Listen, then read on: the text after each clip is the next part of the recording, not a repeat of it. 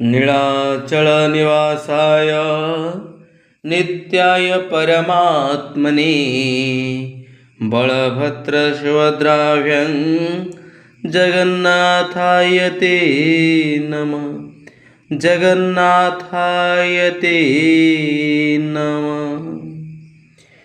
जगतर नाथ प्रभु जगन्नाथ, देवी सुभद्रा एवं प्रभु बलदेव बड़ ठाकुर चरणार बिंदरे भक्तिपूत नैवेद्य अर्पण करी सरस्वती शिशु विद्या मंदिर व्यासनगर परिवार तरफर रक्षार पर्व पवित्र रक्षाबंधन अवसर रे समस्त को हार्दिक अभिनंदन और शुभेच्छा जनाऊछु। आज हेउछि पवित्र राखी पूर्णिमा बा गम्हा पूर्णिमा। सारा जीवन समस्त विपद आपद बेले रक्षा करिबा पाई भौणीटी तार भाई हाथ में रक्षा बंधन करिथाए। एही रक्षा बंधन भाई और भौणीर अतुट प्रेम और अनाबिल स्नेहर एक अतुट बंधन। एही पर्व श्रावण मासर पूर्णिमा दिन पालन करा जाए। पुराण रे वर्णित अछि असुर सम्राट बलि भगवान विष्णुंकर एक बड़ भक्त थिले। तांको उपरे कौनसी विपद आसु भगवान ताहा चाहू नथिले। तेणु बलि उपरे विपद थिबा जानी भगवान विष्णु वैकुंठ त्याग करी बलिर राजप्रसाद रे अवस्थान कले। तेणी महालक्ष्मी यह चाहू नथिले। से चाहूथिले भगवान विष्णु तांको सहित वैकुंठ रे अवस्थान करंतु। एहार उपाय चिंता करी लक्ष्मी ब्राह्मण वेशरे बलि को भेटिले। ଏହି ଶ୍ରାବଣ ପୂର୍ଣ୍ଣିମାରେ ସେ ବଳି ହାତରେ ରାକ୍ଷୀ ବାନ୍ଧି ଦେଇଥିଲେ।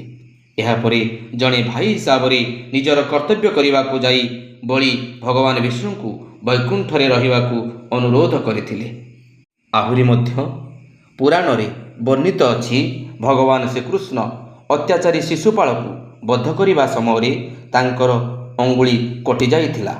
ସେହି ସମୟରେ ଦେବୀ ଦ୍ରୌପଦୀ ତାଙ୍କର ପିନ୍ଧାବସନ ଚିରି प्रभु श्रीकृष्णଙ୍କ अंगूठीर क्षतस्थान को गुड़ाई देइथिले। द्रौपदी ठारू प्रभु श्रीकृष्ण भौणीर स्नेह पाइथिले।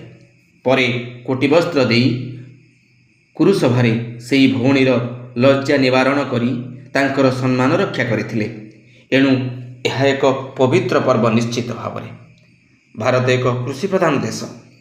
यही पर्व कृषि को मध्य सम्मान देई थाए।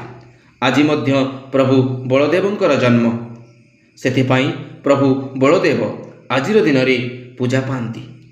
आम विचार कहे भौणी भाई हाथ में केवल रक्षा बंधन करबनी, आमे प्रकृति को मध्य रक्षा डोरे बांधिबा, प्रकृति मध्य पूजा करिबा।